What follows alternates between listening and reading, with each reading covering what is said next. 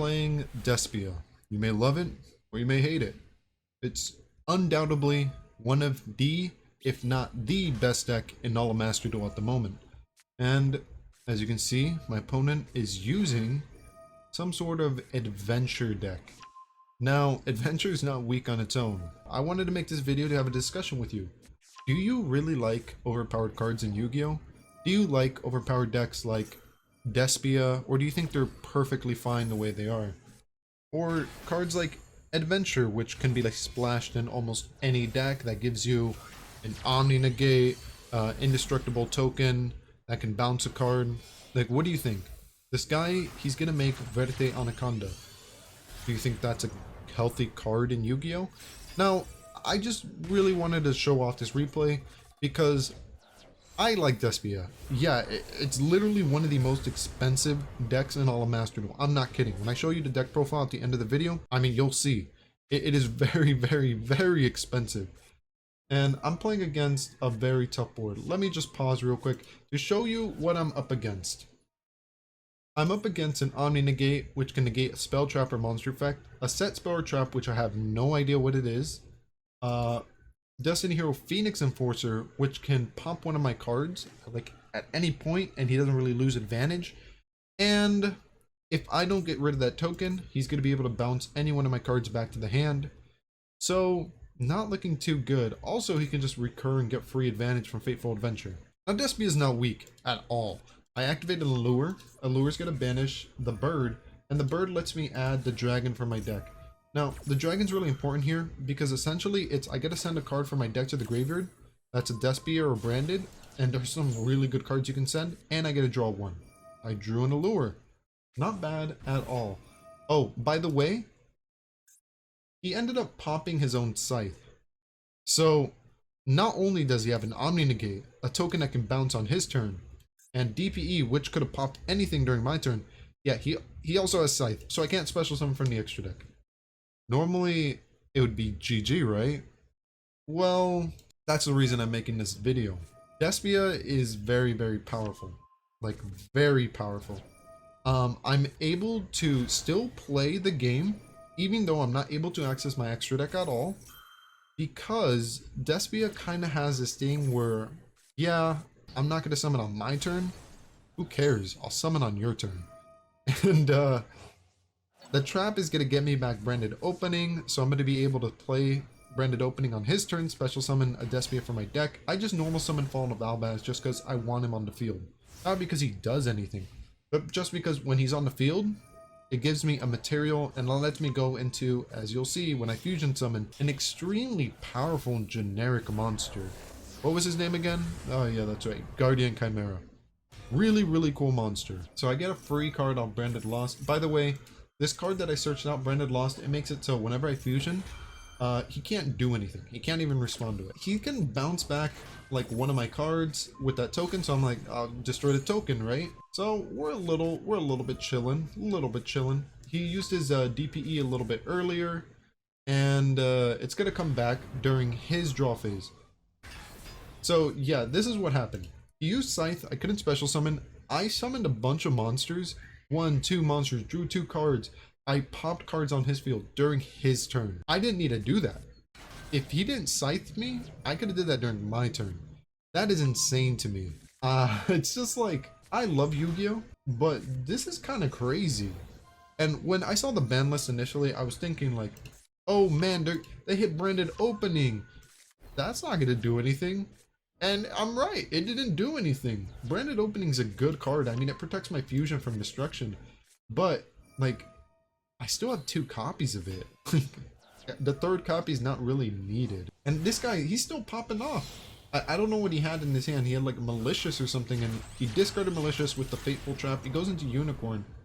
He doesn't really do anything with Unicorn there, so he links off into another guy. A really, really powerful one, Access Code Talker. And I think he's gonna get boosted up to like 5,300 attack or something insane. Also, he has DPE, which you can pop a card on my side of the field.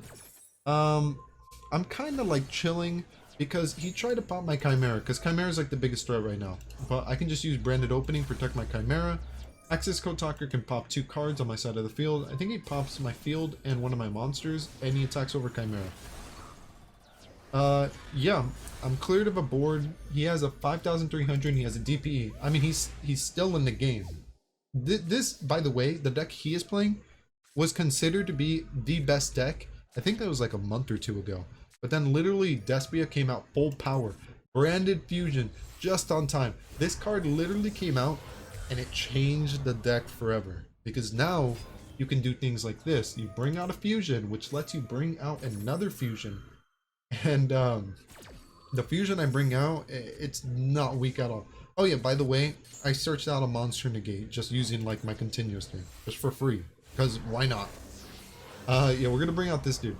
Now, I want to talk about this dude, because do you like him? Yeah, you the viewer, do you like this card? I think he's cool. He can like remove a card, he sends card, he does a lot. And then he has like a Raigeki effect if he dies. The problem is, yeah, I like him, but is he healthy for the game? Like, should he be in the game? I feel like this card should be banned. And it feels weird saying that. But it's just such a good card. Like, Despia can play without it, but it just makes Despian like way better. So now I can banish a card on this field. He's gonna chain DPE. I'm just gonna negate it with the card I search for free. DPE's effects are gonna get negated. I can banish DP if I want, but I'm gonna banish Access Code Talker. And I think I go for game here. Just normal Aluber, search out a Branded Fusion. I'm not gonna use it this turn. Branded in red allows me to fusion summon again. And yeah, we're gonna go for our boy again. Guardian Chimera. Yeah, he's back. So I think we draw 2 cards, pop 1. This card's so good. He pops a card on the field, it doesn't target, and then he has a Pot of Greed effect on top of that? Like, what? Like, what the heck? Also, he can't be targeted if you have a Poly in your graveyard, which I'm pretty sure I do. So, yeah, I think we're just being chilling at this point.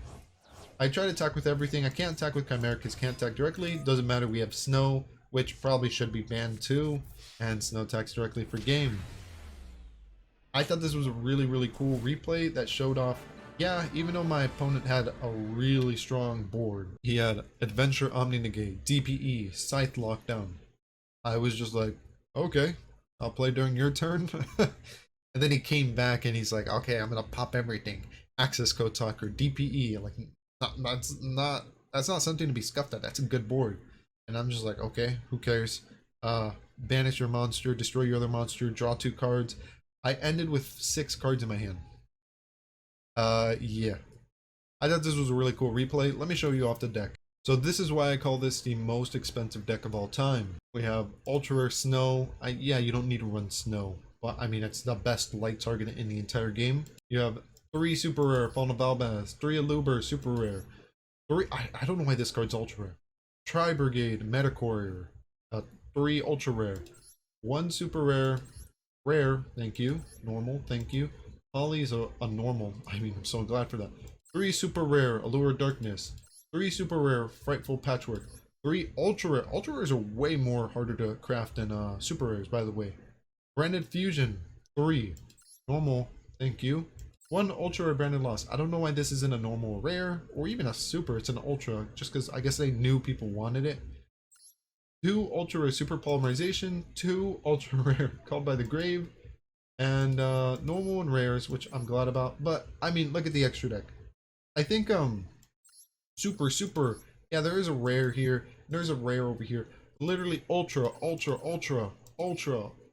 Wait, they're all, oh my gosh, they're all ultra. I just realized that. That's so much. If I could go back in time, I would not build this deck.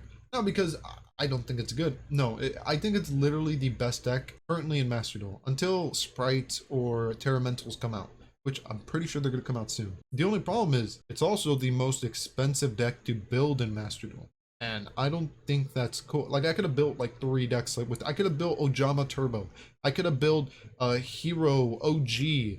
Actually, Hero's probably one of the more expensive decks now that I think about it. Hero's probably tied with this deck in being the most expensive. I mean, most of the cards are like ultra rare for no reason. The point is, this deck is really expensive, and I don't think that's a good sign for Master Duel. Previously, you could build a really powerful deck, Floowandereeze, for cheap. And yeah, you do need like super rares, But dude, super rares do not compare with ultra rare. I think the only ultra rare main deck card you needed when like initially when this deck came out was Mist Valley, and you technically didn't even need him. And also, don't ignore the extra deck. The extra deck can be 0. I just filled it up because Floowandereeze don't use the extra deck. They really don't. It's just I just wanted to fill it up with expensive cards. So I'm just showing now. So Konami realized that, man, Floowandereeze are kind of cheap. Maybe we'll make their best spell card an ultra rare, which I think is fine because it's literally the only ultra rare that's in the deck. I'm very glad for that. The problem is, I don't think that's healthy for Yu-Gi-Oh! That means the new cards that are going to be coming out, whether they're really good or you just need them for like a deck that's not as powerful and maybe not meta defining, you're going to have to craft and use a lot of ultra and super rare stuff. I don't think that's good. That's my opinion. I liked when Master Duel was like fairly free to play, like super rares you can craft this deck. I think Tenyu was fairly cheap too, right? Tenyi was yeah, Sword Soul was a rare, Tayo was a rare. Yeah, I think one of them was like an ultra. I don't remember what he was called. Mo Yi. And yeah, the 2 synchros are ultra rare. But besides that, the deck was like fairly free to play, like extremely free to play. Honestly, I was so surprised that Sword Soul, one of the better decks in all of Master Duel, was so cheap. And I think that's when I started falling in love with Master Duel again. But then I saw Despia, and then I was like, this ain't cheap. And then they added new cards, and I realized, now this really ain't cheap. Now this ain't cheap at all. This is not it. So in conclusion, I think that Despia is really good at the moment. It's not gonna be the best deck for long, and because of that, is it worth spending a lot of super and ultra rare to make it? No, it's not. Yeah, it's really good, and it's probably not going to get hit on the ban list anytime soon, but it's really expensive. And you could have built like 2 other meta decks for the same price as this, or like 3 other meta decks. But if anything, it proves even if you're playing Destroyer Phoenix, Adventure Turbo with Scythe Lock, doesn't matter. This deck beats it. Anyways, I hope you liked this video. Hope you have a great day or night, and maybe I'll catch you later. Peace.